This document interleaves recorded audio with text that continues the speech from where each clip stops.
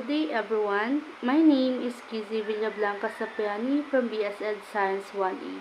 So for today's video, I'm here to tackle the Module 4 in Purposive Communication, which is Communication Ethics and 10 ways to have a better communication. Number 1. Explain what is ethics.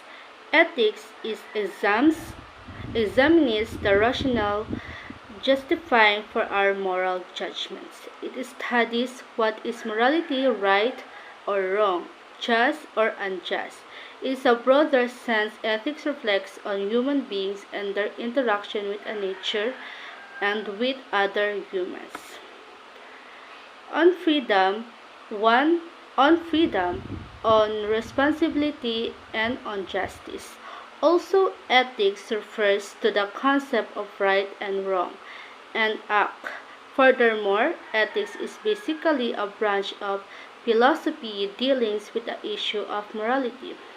Moreover, ethics consists of the rules of behavior. It certainly defines how a person should behave or a specific situation. Number 2, explain what is communication ethics. Communication ethics is how a person uses language, media, journalism, and create relationships that are guided by an individual's moral and values. These ethics involve being aware of the consequences of one's own behavior and consequences to respect other points of view and tolerate disagreement. Communication ethics, to be ethical standard in communication, should reflect more universal, humanistic perspective of human opportunity for the individuals. Also, communication ethics can be different based upon different perspective of the world. Any perspective can have code, procedures, and standards, which can conceptually and behaviorally frame communication in varying contexts. Number 3, explain the basic principle of communication ethics. Ethical communication is a type of communication that is predicated upon certain business values, such as being thoughtful, concise, and responsible with one's words and the resulting action. Also, ethical communication principles include observing transparency and honesty, understanding the audience, observing privacy and confidentiality, and selecting the right time and place of the relying information. Number 4, explain the 5 ethics traps. So there are 5 common ethics traps from Buffet. Number 1, the false necessity trap, or convincing yourself that no other choice exists. False necessity or anti-necessitarian social theory is a contemporary social theory that argues for the plasticity of social organization and their potential to be shaped in new ways. The theory rejects the assumption that laws of change govern the history of human societies and limit human freedom. Number 2, the doctrine of relative field trap, or comparing your unethical behavior with someone else even more unethical behavior. For this, it's due to belief that unethical actions sometimes look harmless when compared with the action of others. For instance, some students might think that consistently coming to class late it's better to compare to this who could only show up to during classes during quizzes or exams. Number 3, the rationalization trap, or justifying unethical action with excuses. Rationalizations are invented explanations that hide or deny true motivations, causes, or action. There are excuses people give themselves or not living up to their own ethical standards. 4. The self-deception trap, or euphemistic labeling, minimizing perception of harm. Self-deception is a process of denying or rationalizing away the relevance, significance, or importance of opposing evidence and logical argument.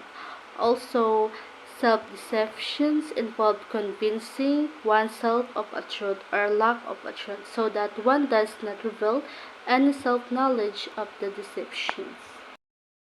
Number 5, the ends justify the means trap, or using unethical methods to accomplish a desirable goal. What does the ends justify means? So it means is used to suggest that any actively, whether or not just actively, could be considered ethically or morally bad. It works don't so long as a desired end result is achieved. Number 5, explain the 10 ways to have a better communication. So number 1, don't multitask or be present or be in that moment. Number 2, don't pontificate. Pontificate means verb to speak or write and give your opinion about something as if you knew everything about it and as if only your opinion was correct. Number 3, use open-ended question, which could be answered with a simple yes or no. Instead, try asking them things like what was that like or how did that feel? Because when they might have to stop for a moment and think about it, you are going to get a much more interesting response to your student. Number 4, go with a flow. Almost everyone is quietly of thinking of a really interesting point someone is speaking, and it's waiting impatiently for a person to finish to come in. By learning to get your thoughts, go with a flow. You will be much better at adapting to how the conversation is going. Number 5, if you don't know, say you don't know. People appreciate vulnerability and honesty, and it should always be the foundation of a good conversation. Understand is perfectly fine, but to know everything, and people do not expect you to know everything. Number 6, don't equate your experience with theirs. If they are talking if they are talking about the trouble they're having at work, don't tell them that you hate your work much. Because according to Callisto says, it's not the same. It is never the same. All experiences are individual, and more importantly the same. It's not about you. Also, conversations are not a promotional opportunities. Number 7, try not to repeat yourself. If you feel like you have a tendency to ramble, try to turn the conversation back to the other person. Open the door for them to speak about their experiences in more details. Number 8, stay out of the weeds. Frankly, people don't care about the years, the names, the dates, all of details that you're struggling to come up with in your mind. Celeste says that they don't care. What they care about is you. Number 9, listen. The most important thing to remember is you are listening and understand, not just to reply it. And lastly, number 10, be brief. Just get to the point. Don't over-explain. You are giving them too much information that they don't need to know about it. So, that's the end of my video.